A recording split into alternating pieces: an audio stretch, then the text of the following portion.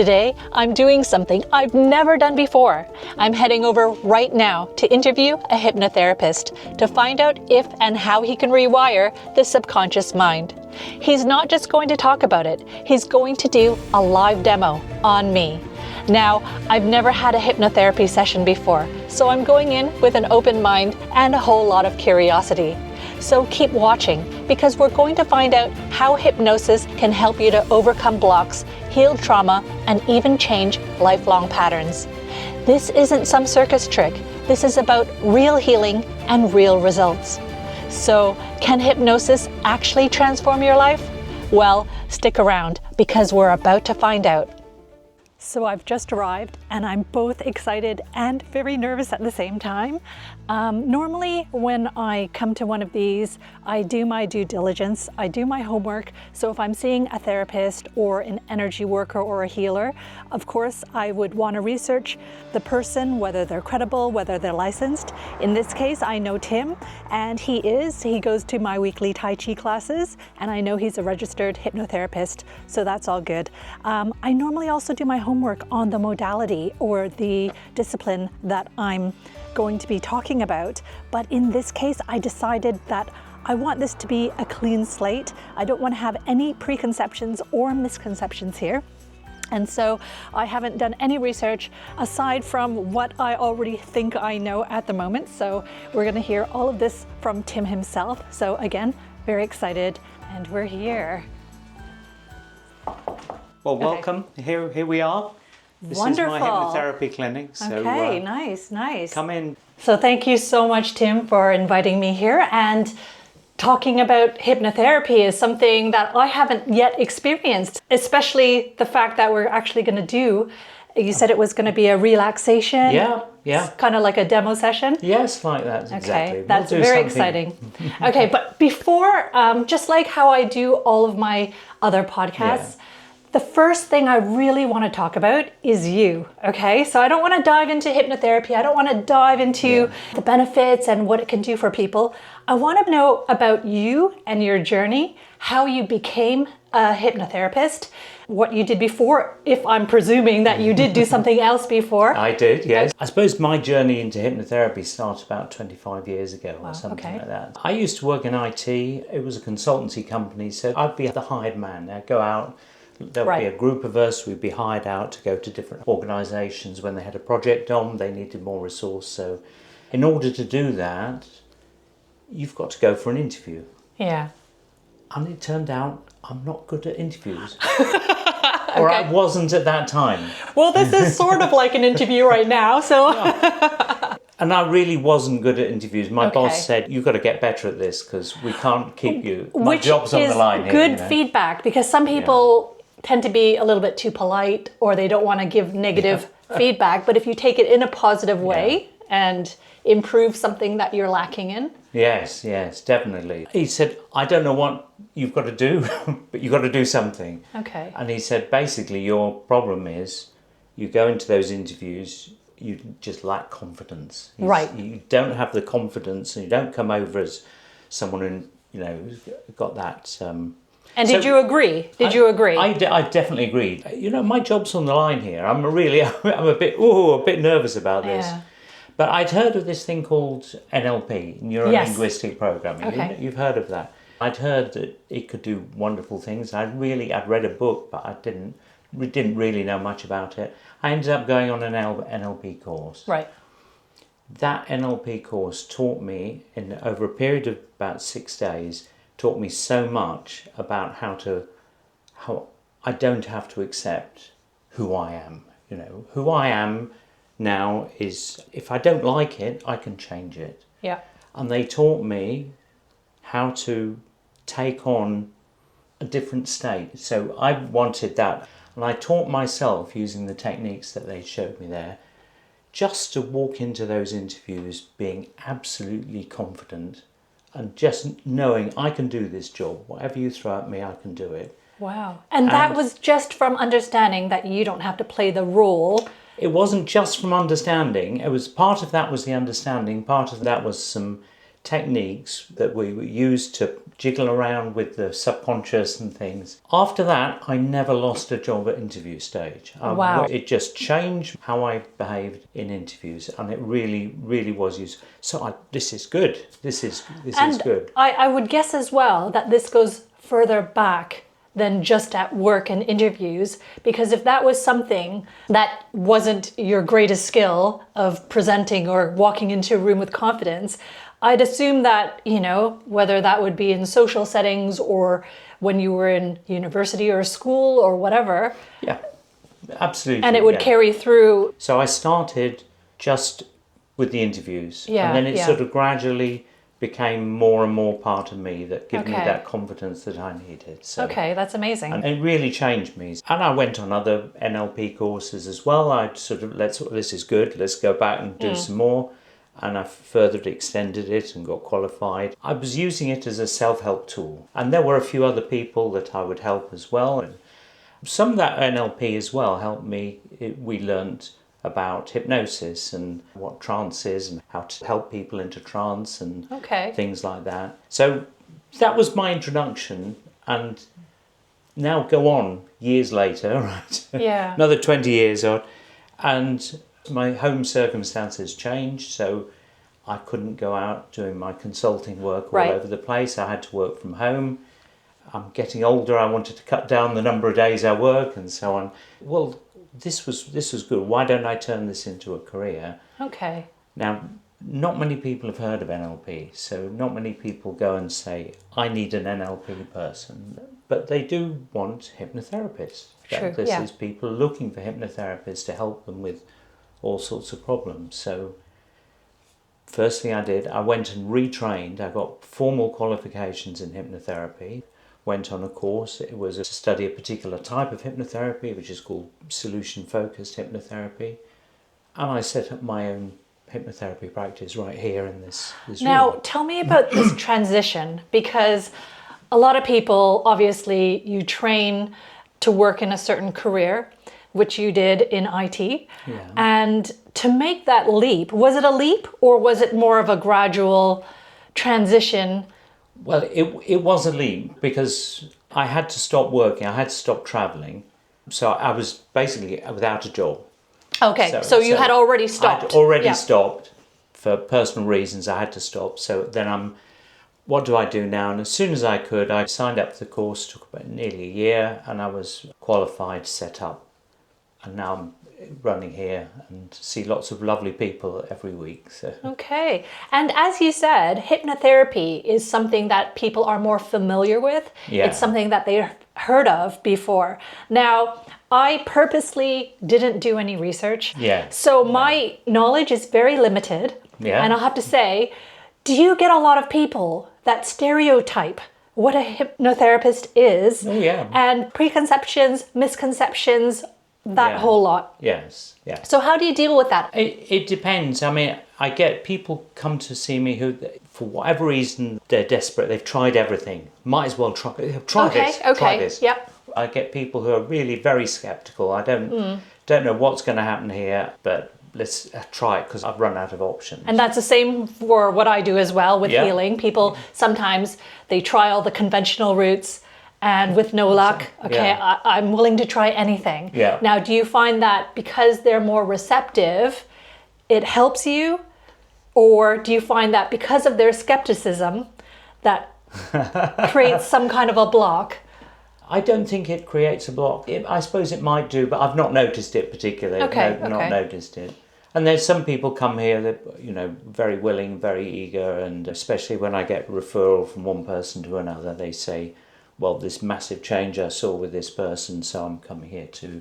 And they come with open arms, ready to... Oh, that's perfect. I think the skepticism that I hear is often based on they've seen stage shows. That was what I was going to mention, because I didn't actually attend them, but when you hear about them, you see videos on it, and I guess in some ways it's entertainment.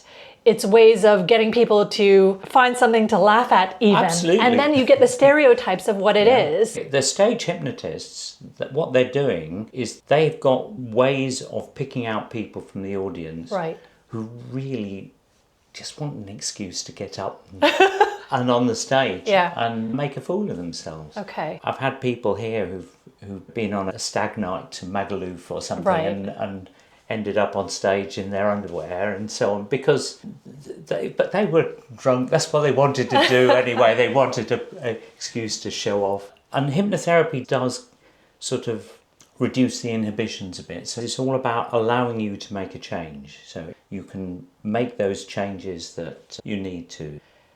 If somebody really wants to show off but they feel a bit, this gives them permission to do it. Now, from that, I gather that you have to really want it, is what you said. Yeah. I'm going to use an example that you've probably worked on.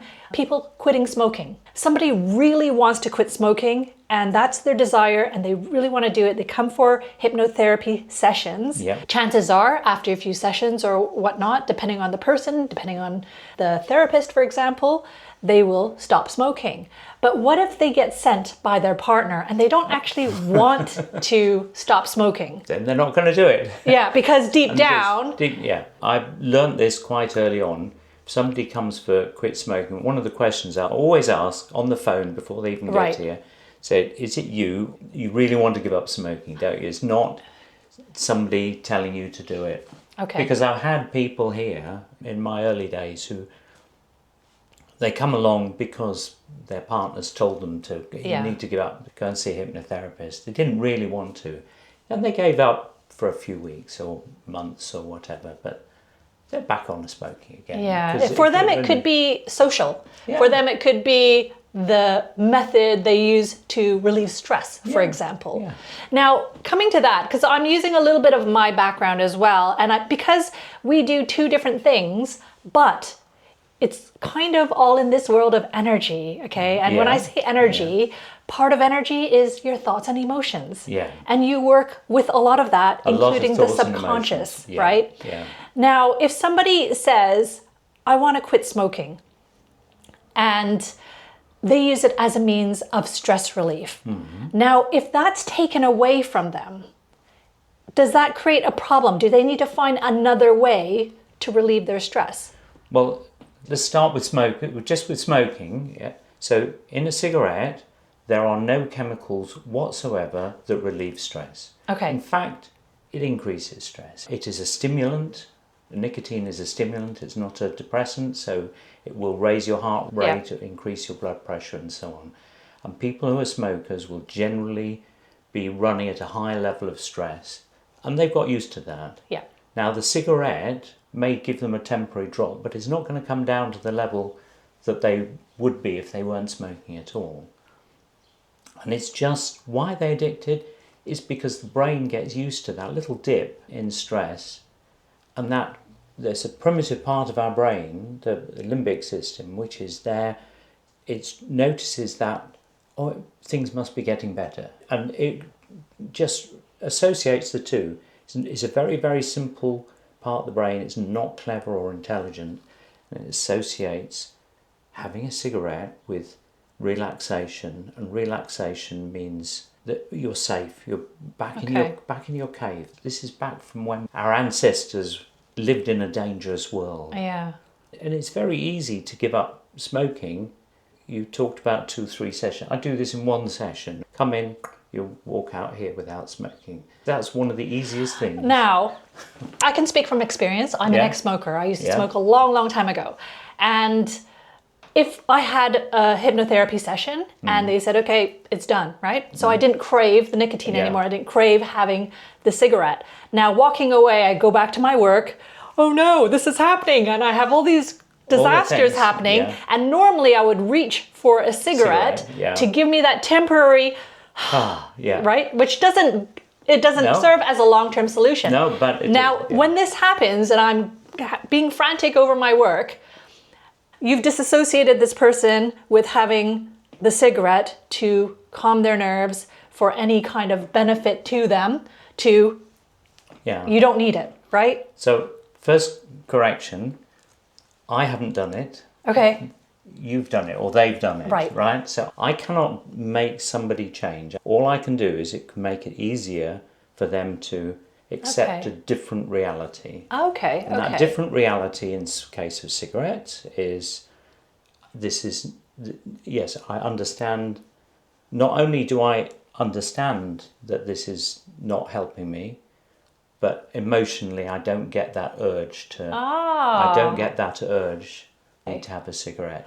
I like that. And this is why I'm doing this, because I have these stereotypes and these... Of course you do. Everyone does. Because I don't know enough about it. So I don't hide that I'm ignorant about this, but I'm really glad that you explained it in this way, because it comes from the person. And so what exactly is your role? What are you actually doing to help me, for example?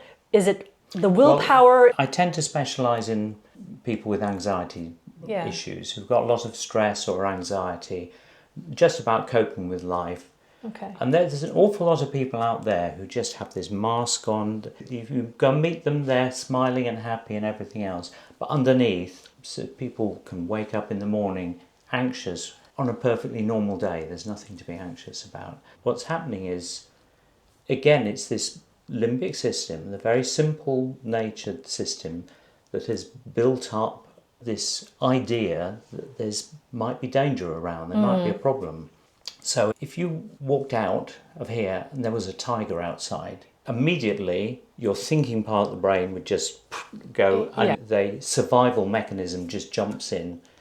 The amygdala in the limbic system all triggers off, and you get that, and your blood pressure goes up, you're running down the road without even thinking about it. Yeah. Why you're not thinking about it?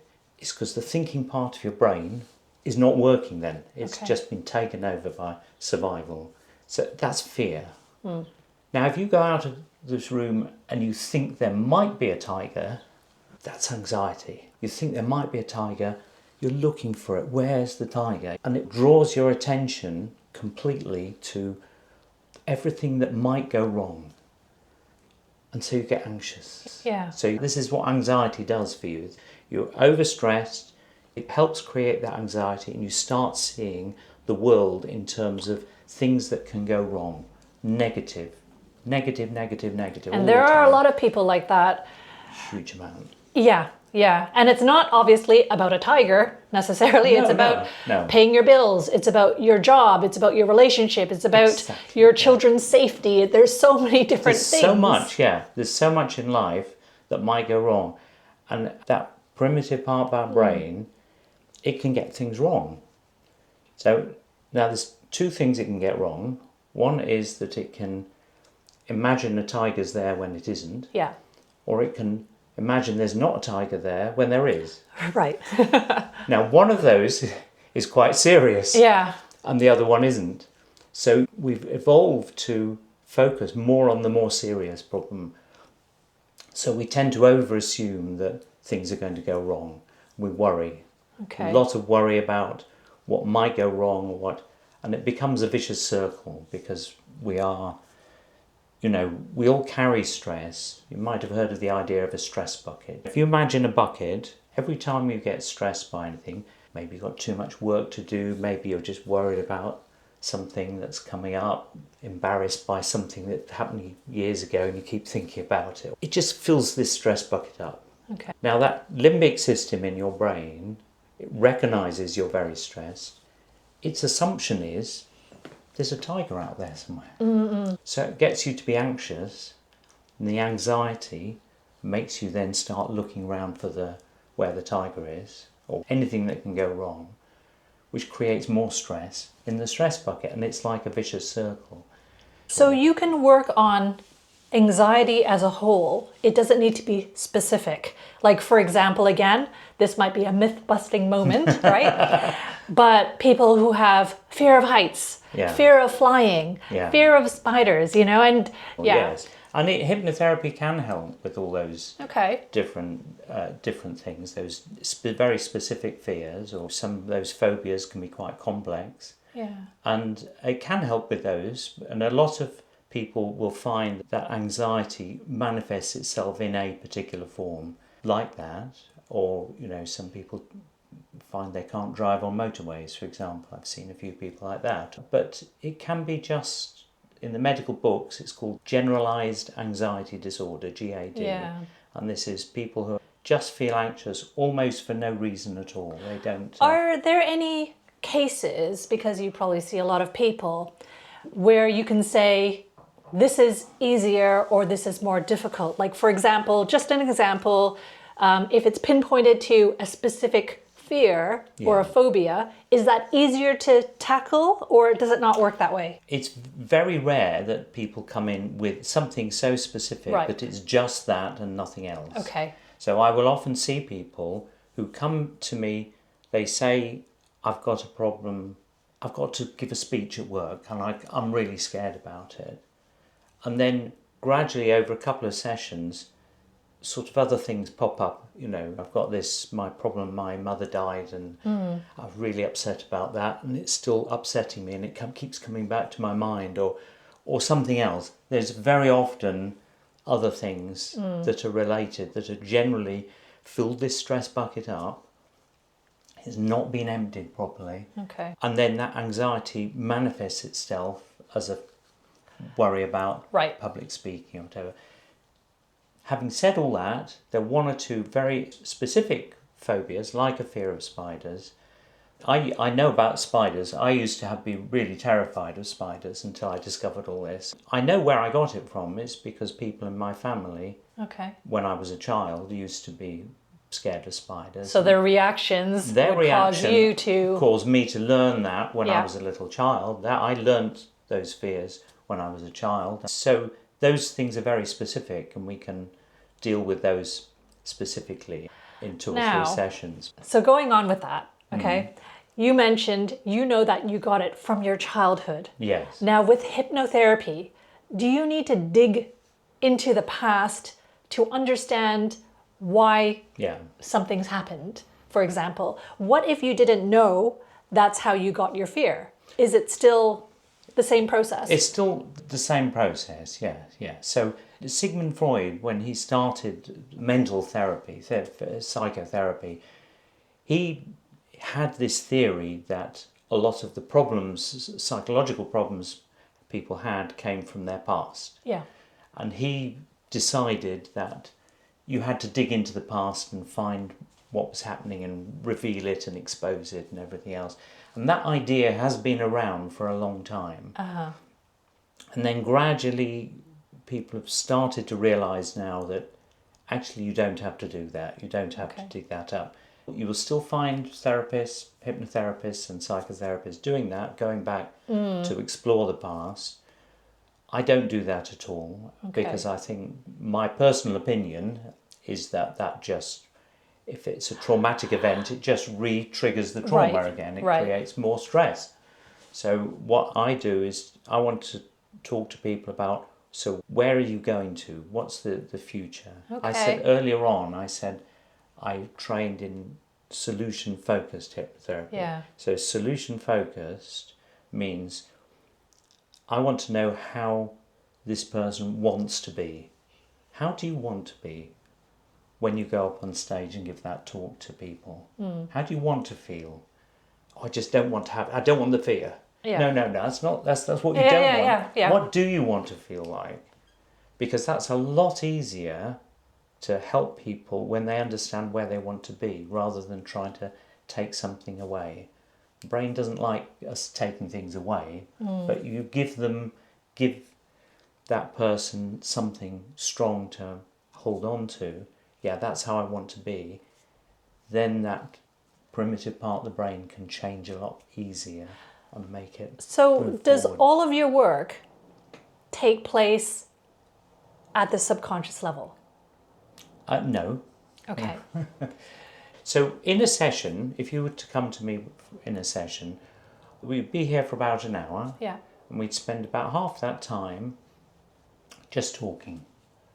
For example, with that question that you asked, where do you want to be? Where do you want to be is a really good question. Yeah. Where do you want to be? How do you actually want to be? Well, describe that to me.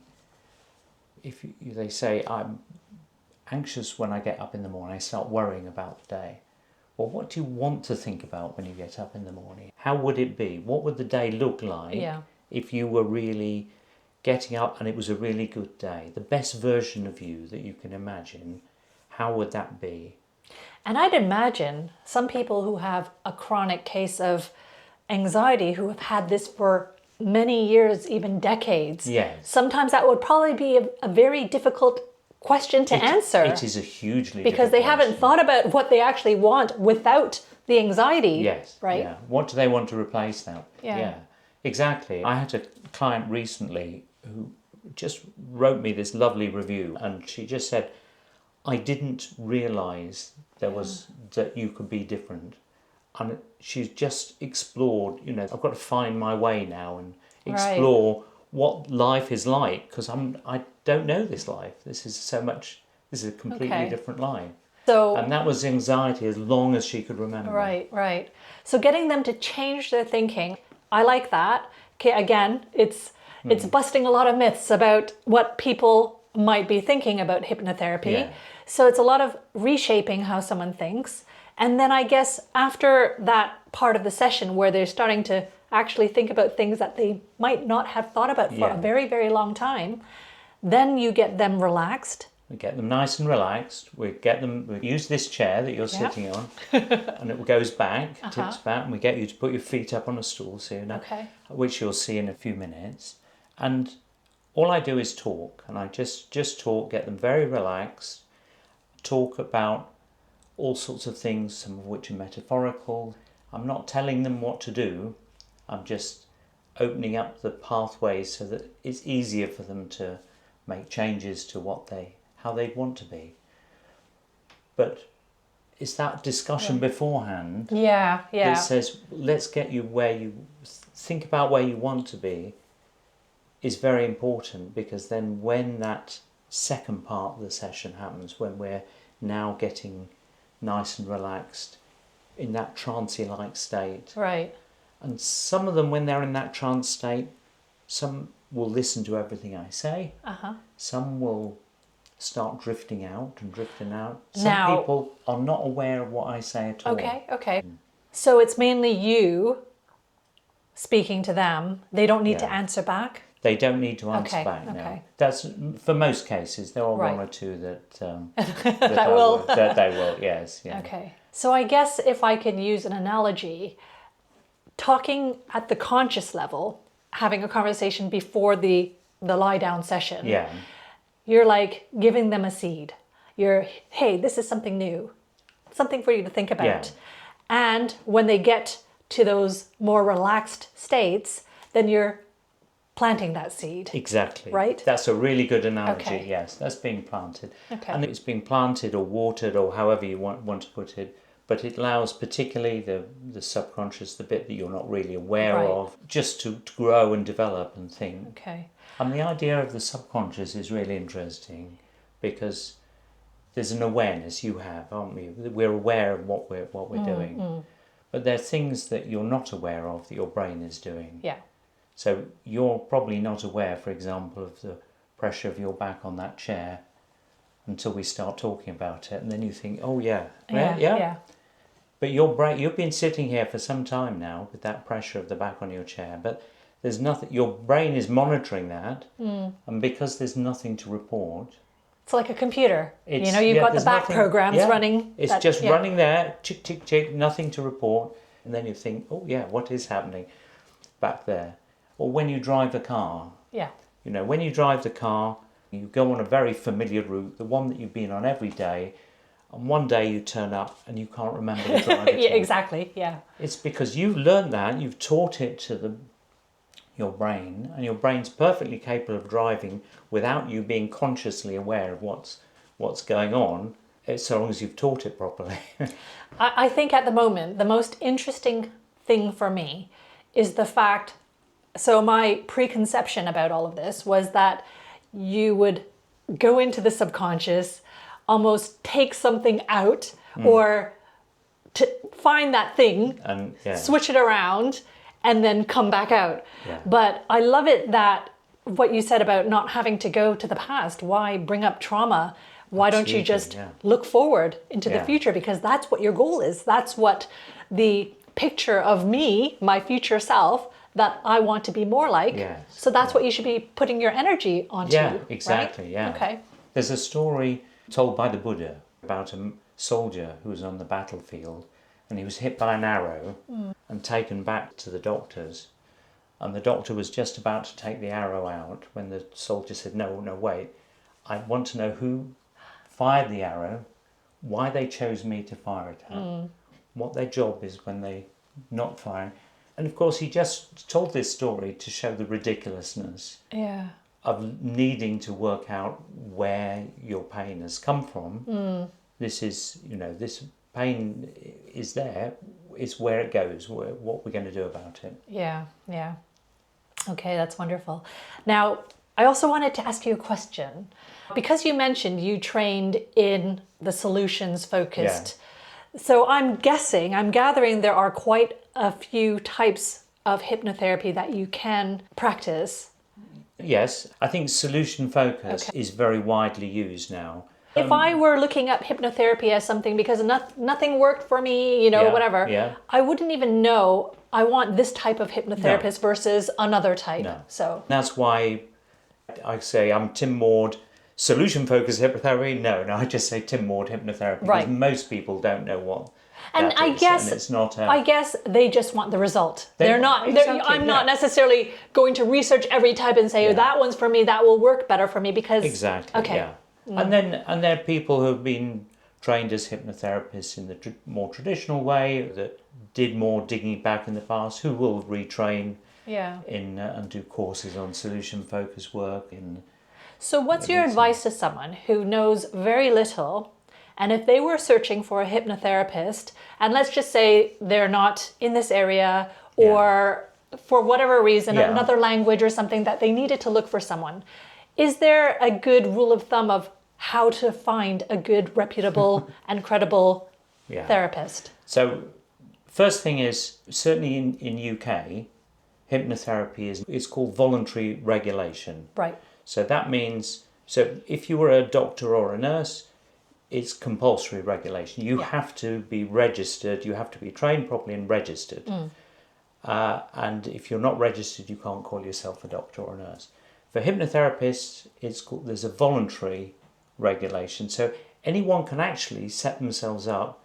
You can do a weekend course on YouTube and say, I'm now a hypnotherapist, come to me. And so you've got to watch out for those, right? So there is voluntary regulation. So there is a body called the National Council for Hypnotherapy, which has an online database of all registered hypnotherapists. There's also the Association for Solution-Focused Hypnotherapy, which has a database of all the people who have gone through a formal training in solution-focused hypnotherapy. You can guarantee people on those will have insurance, check their proper qualifications. So go for those. So it's likely that whatever country you reside in, there's going to be there's probably going to be some sort of body. So go and check that and go and have a look. And I guess word of mouth is the other thing, right? Word of mouth, yeah. If you look up on Google or Google Maps and just say hypnotherapist near me, you will see lots of little dots appear, and some people will have reviews up against them. You can go and check out what other people say. Check out their websites and everything else. But in the end, you have to get on with your hypnotherapist. If somebody comes to me and they just don't get on with me, there's a clash. Right. There's no point. I mean, it's not going to work because I'm going to lead them to somewhere. If they don't want to follow, they won't. You've actually hit the nail on the head because for me, I think connection is so important. So important. And I don't want to say it's the most important thing, but it's up there. Oh, absolutely. And that's why when I talk to people like you, I don't want to just talk about hypnotherapy this, hypnotherapy that, because you can look up a website and find out all about it. It's more about you as a person. And if someone watches this, if there's a viewer right now that says, you know what, my background's kind of like that too, and I had a fear of spiders, or I actually can't talk to people in public without feeling a little bit nervous and a little bit shy, but he's gone through that and he's helped himself, that's stronger. That's stronger than a website that's stronger than Oh, absolutely. words, you know? Yes, absolutely it is. Very much so. I totally agree. Yes. Yeah. Okay. Good. So you also mentioned earlier that for quitting smoking, again, as an example, you can do that in one session. Yeah. Now, I know you can't promise that, No. you know, if someone calls you up, can you make me stop smoking after one session? Of course, you can't say, yes, I'm going to guarantee that that will happen. You can't guarantee outcomes. No. But my question is, have there ever been cases where something doesn't work or it takes longer than usual? And if that happens, do you know why? Can you say why there are perhaps blocks, or are those one-off cases? So typically I see people between 5 and 10 sessions. Quit smoking is a different but typically for sort of anxiety related things, I'm seeing people doing 5 and 10 sessions.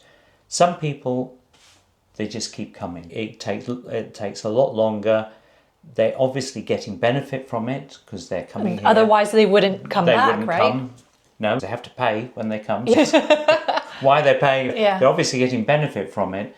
But for one or two people, I find that they enjoy coming, they want to come, but for some reason we're not getting deeply through. And do you at that point or at any point just say, keep coming back as long as you feel that there's benefit? Or do you ever say, actually, I think that has... I will always talk to people about, is this still useful to you and everything else? And we'll talk about the money as well. You say, you're paying for this, you know. You're paying. And but I have never kicked somebody out and said, no, that's it. Not to say that I wouldn't. For example, if somebody came under the influence of alcohol or drugs, I wouldn't treat them at all. I wouldn't. Sorry, that's the wrong word. This is not a treatment. This is I'm helping somebody move if they want to. Now, going down this path, if someone is drunk and they're an alcoholic, just like how someone is a chronic smoker. Now, if they're an alcoholic and they say to you, I want you to help me to stop drinking. Now, that's something that's treatable. But not if they walk in this door. If they walk in here and they're under the influence, they're going to walk straight out again. I'm not going to deal with So them. your condition is... If they come in here, so long as you're sober, I will help you. So quitting alcohol or drugs is not like smoking. Nicotine is very different, but that takes longer. That takes a while. You have to come down slowly, and you have Now this leads me to another question that's going to be related, but it's another question. Obviously you have this lovely comfortable chair and people can relax in it, and then you can plant those seeds. Now, what if they can't come to you? Could you do this on Zoom? Yes, we can do it on Zoom as well, and I do. I have clients in the same sort of way. Obviously, you talk to them first. Absolutely, it works exactly the same. The only difference is that they need to have somewhere where they can sit down and have that conversation. They need a place where they're comfortable. They can lie down. Some people will use the sofa or go to the bedroom and lie on the bed, or just have a comfy chair like this and they just lie back. So it will work over Zoom. It's fine. Personally, it's not as intimate. And it's very important that I get on with my clients and they get on with me. We have that rapport between us, and that builds up over time.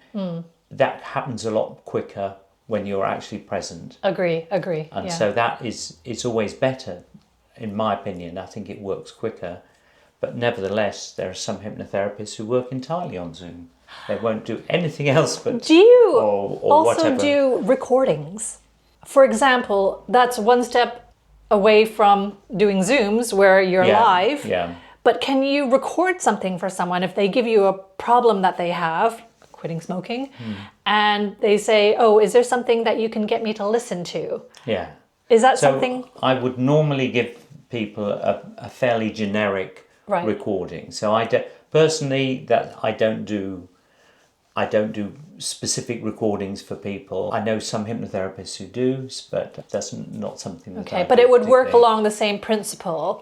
It would, but the way that interaction works with that discussion beforehand, people will not realise what I'm doing unless they happen to really analyse my words. But I'm getting them into the right state and planting that seed.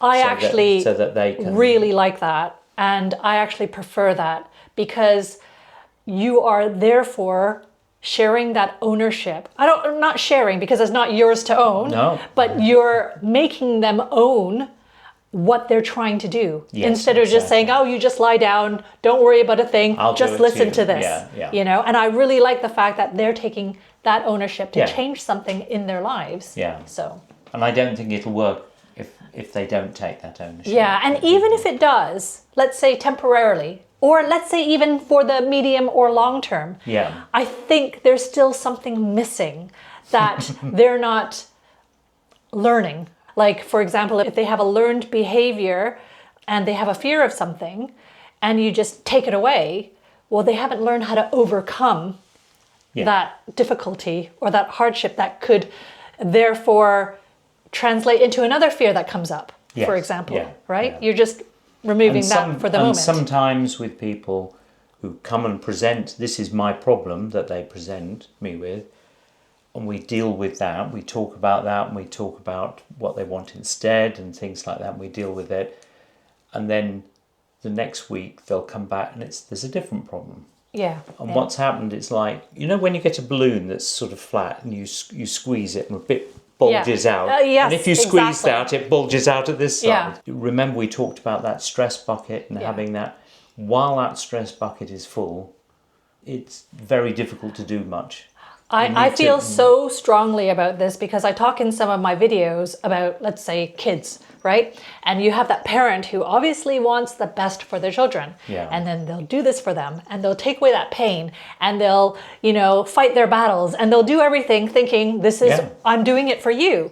And while they might be taking that away in the short term, you know, making their life more comfortable and easier, they're denying their child of learning that resilience, of learning how to deal with their problems themselves, because one day they're not going to have their parent to run to.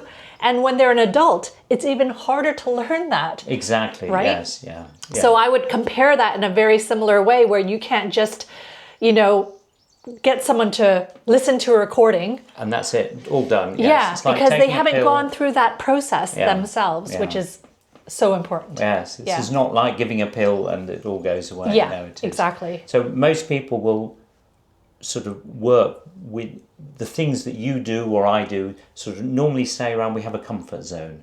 These are all the things that we do regularly. I'm quite comfortable with this. This is my life. Now, for some people that comfort zone is quite small. Some people it's bigger. But unless you sort of push yourself out of the comfort zone a bit and just do something which is a little uncomfortable, you don't change. No, you've got to make that way. If you always do what you've always done, nothing's going to change. Exactly. You have to do something a little different. And it will be just pushing yourself a little bit. If you push yourself too far, you get panicky and it gets worse. You fill the stress back up again. But for a lot of people with agoraphobia, for example, agoraphobia creates a huge amount of anxiety by going to places which are unfamiliar. Right.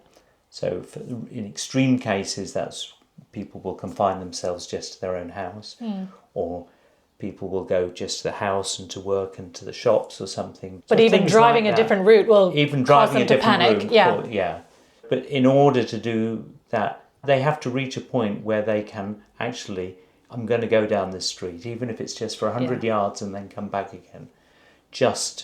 They have to start pushing, physically doing something different. So there are some things where I will push people to, you know, encourage reasonable limits, obviously. And I'm always testing that. Do you really think this is feasible? Because I don't want them to do is to push themselves, you know, I can now do anything and then really get into a real panic about it. So we have to really just push it gently, and then all of a sudden it'll, I can go a lot further.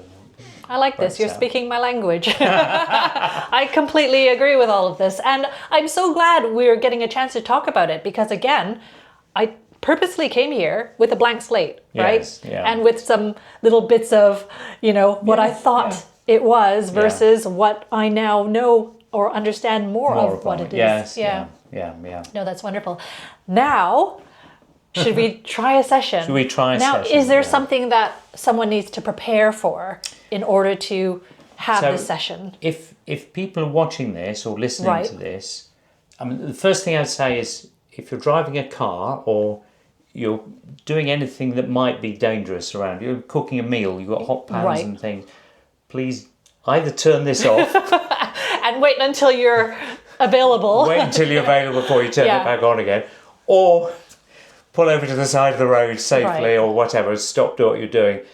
And if you want to participate, find somewhere comfortable to sit or to lie down. And what I'm going to do is just talk to you. I'm just going to talk. If you've done, guided meditation, you'll be familiar with some of this sort of thing. I'm going to ask you to relax your body. I'm going to draw your attention to a number of different things.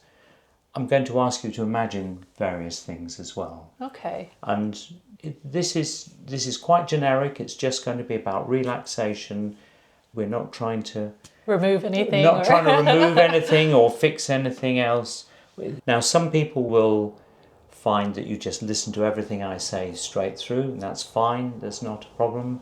Some of you will find your mind drifts off a bit, and that's not an issue either. And some of you might find you just drift off completely. Okay.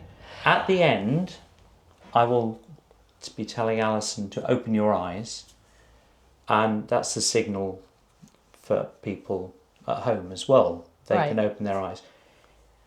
Sometimes people don't open their eyes because they're so deep into it. But I just want to assure everyone that you will wake up shortly afterwards. This is not dangerous. If you find yourself like that, you will wake up naturally in a few minutes. The one thing that played on my mind was because I used to work in finance. Yeah. I'm very analytical. I have to understand everything, right? And therefore, when I first started learning about energy, my body wasn't as sensitive, for example, to feeling energy and all of that stuff, because I was always using my mind rather than relaxing and getting to the state where I could feel, right? Yeah. And I thought, that's why I did a channeling session before. I always would think, it's not going to work on me. It's not going to work on me. However, over the years, I do a lot of meditation. So I've learned to relax. I've learned to slow down and let go. So as you mentioned, you have a lot of clients who are very anxious. Yes. Now, if they can't relax, if that's not something, even though they're, I'm picturing my mother at the moment. Sorry if you're watching this, right? I'm picturing my mother at the moment where everything's like, okay, what's going to happen next, right? Yeah. So even if she was in this room, and even if you had a nice, soothing, relaxing voice and planted all those wonderful things in her mind, she'd be like this, Yeah. So I'm wondering, is that more difficult? Is that the reason why someone would require more sessions, for example? It might be. It might be.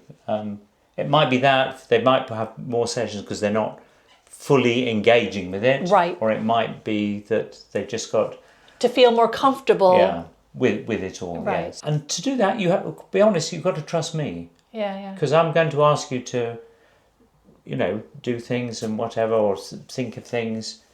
And if you're sort of constantly thinking, what's going to happen next, it might not allow you to go as deep into trance. Now, that's fine. I don't mind if people don't trust me. That's their right and prerogative. Which goes back to that connection and how it's so important. Yeah, so. It is. It's totally important. Absolutely, it's the most important thing is that connection. The more you just go with the flow, the easier it'll be, and it'll be a more pleasant experience as well. Well, I'm very excited, so let's get started. As I said, I'm just going to talk to you. You can't do this wrong. So that's the good thing. And like you said, I don't have to interact. I don't have to answer questions. Nope. I'm not going to ask you anything. You can keep your eyes open if you want. Most people like to close them, but as you get relaxing, it's easier if you close your eyes.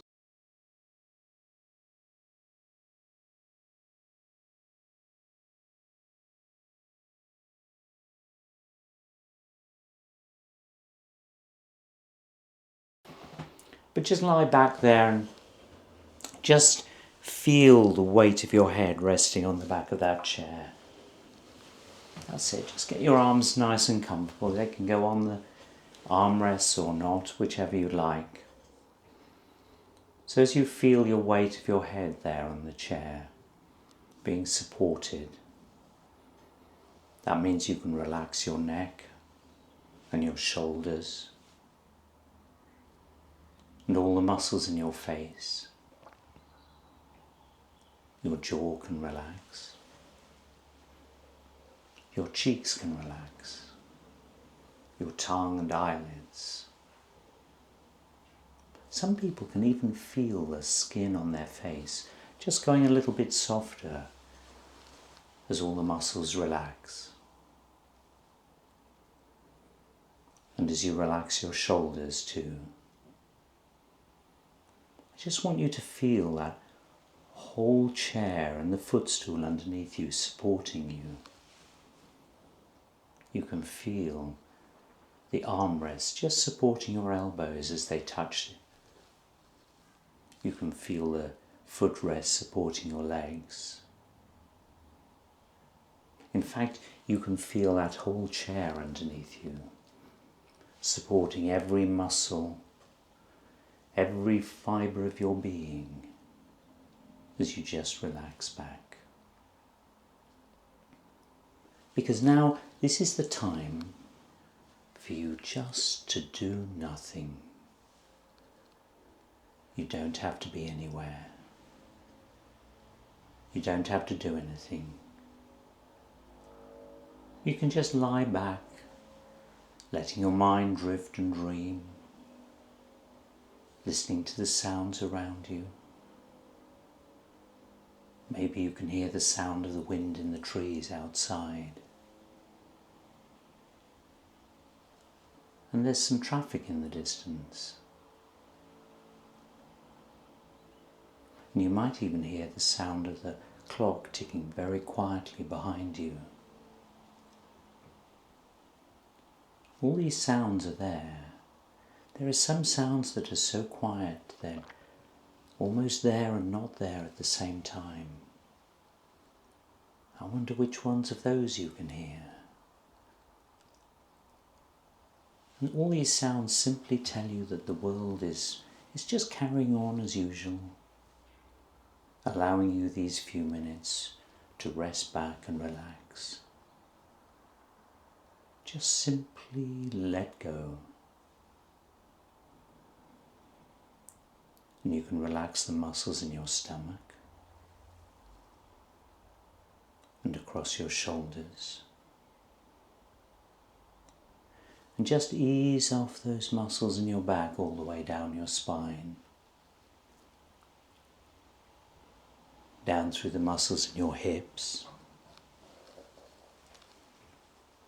And down those long muscles in your legs. All the way down to your ankles. Your feet and toes.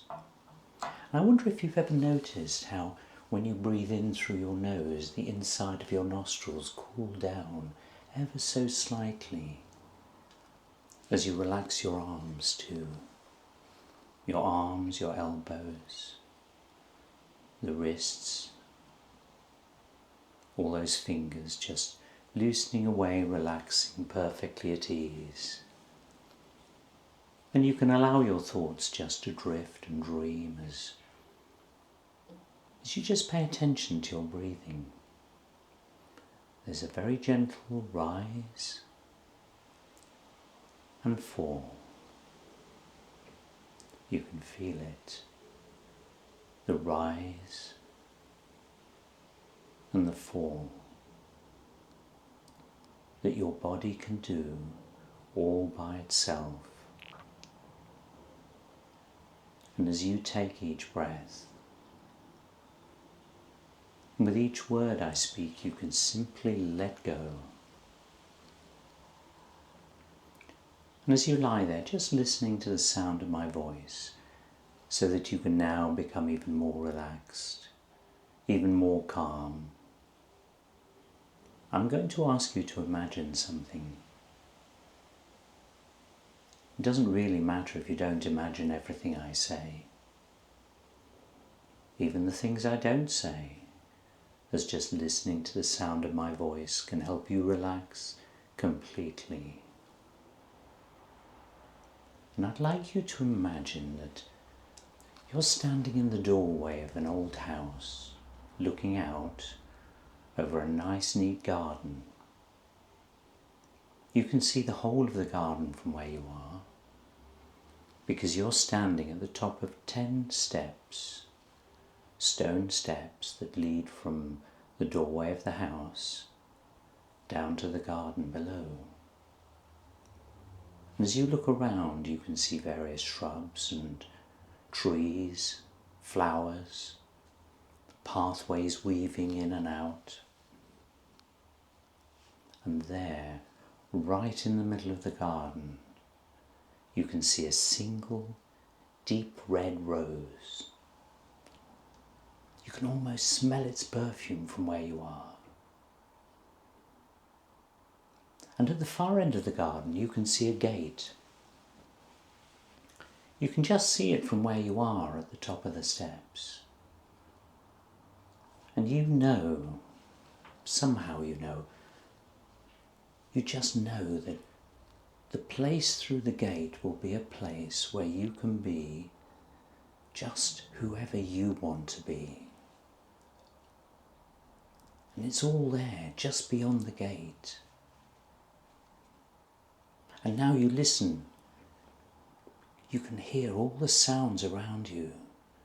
There's a sound of a light breeze blowing through the bright trees and the birds singing. And there's the distant sound of a church clock striking the hour. And you feel the sun warming your face and your head and shoulders, and you decide to come down those steps, one by one, just relaxing with each step. So I'll count the steps down with you, from 10 all the way down to 1. And as you take each step, you'll be able to find yourself relaxing more and more. 10. Just feel your whole body relaxing. Down to 9. And you might notice that comfortable heaviness that comes over you as you relax. As you step down to 8. And I wonder which part of your body is most relaxed right now. As you take another step down to 7. Just feeling those deeper and deeper waves of tranquility running through you. Stepping down to 6. And as you look down to look at the rest of the stone steps in front of you, just noticing where they're worn by years of use, and your eyes drawn to a line of moss just growing in a crack in the stone step that you're standing on. So you bend down and touch it with the very tips of your fingers. You can feel its softness. Feel how different that feels from the cold, hard stone of the step. And 5. Another step down, taking you closer to the garden. Taking you closer to that gate and the place beyond, the place that's just right for you. The place where you can be whoever you want to be. As you step down to 4, just so relaxed now, you almost feel you're floating as if on a magic carpet. So you can float down from 3 to 2 to 1. And remember, you're still here in this room with me, on that chair that supports your every fibre of your being, but you also remember the garden that's all around you, and you drift off, floating down one of the paths. And there, as you go round a corner, you notice hidden in between the shrubs and the trees there's a stone statue. And you notice that somebody's balanced a small white pebble on the statue. And you stop and you look at it. Because somehow that statue reminds you of a time when you felt really good. A time maybe when you achieved something important. Maybe when somebody else, someone you love, someone who's important to you, maybe when they achieve something. Or maybe it's a happy time filled with laughter and joy and happiness and excitement and peace and calm. Or maybe it reminds you of all those good times. And as you remember those good times, because they are worth remembering, you carry on drifting down the path. And as you drift down the path, you realise that you've had tough times in the past. But you're a tough person, you got through them. You've had happy times. Those are the ones worth remembering. And now you have the future to look forward to. And I wonder what you'd like your future to be like. I'm really curious to know what you'd like your future to be. And as you consider all this, because this is also worth considering, you soon find yourself at the gate, that gate that you saw from the top of the steps. The gate that will lead you through to a place where you can be just whoever you want to be. And you wonder whether you should go through the gate. Because here the path divides. Will you take the right path through the gate, or the left path which leads you back into the garden again? And you remember that you're in charge of your journey. So you leave the left path, you take the right path, you go through the gate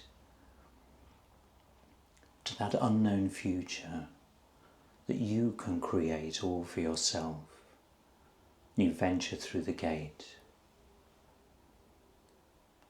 And the path on the other side of the gate goes through some small woodland. Not as neat and ordered as the garden. It twists and turns. And it's sometimes not easy to get down the path. Until eventually the path opens out into a wonderful clearing in the wood. The clearing is just perfect. I don't know if it's nature that's made it so perfect, or if some person has created this perfect place. All I know is it's just perfect for you. And as you look around the clearing, you see something quite extraordinary. Because somewhere in the clearing there's a figure. And as you look more closely, you realise the figure that you're seeing is you.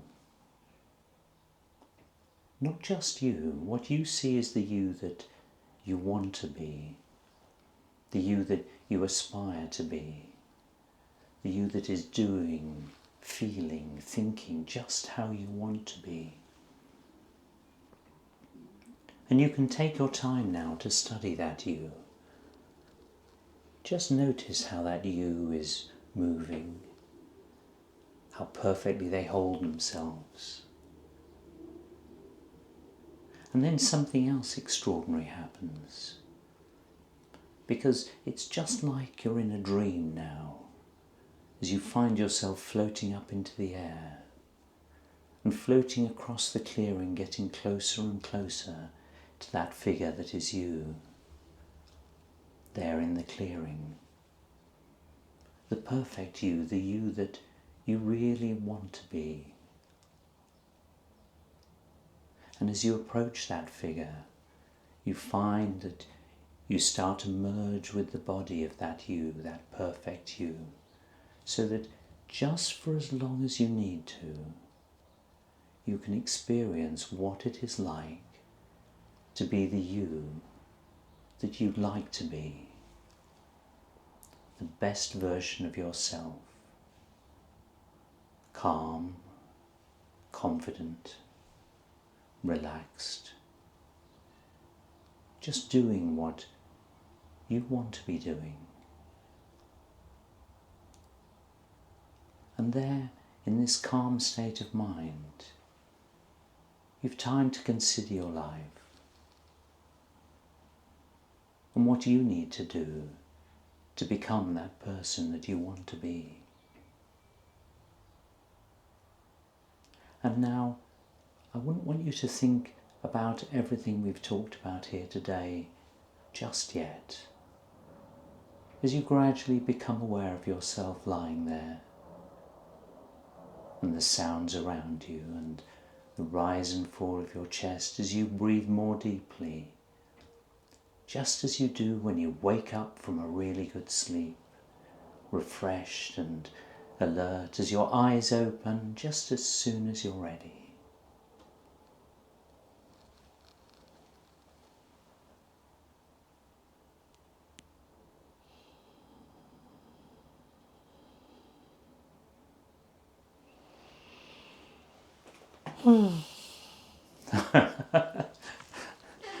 How long was that?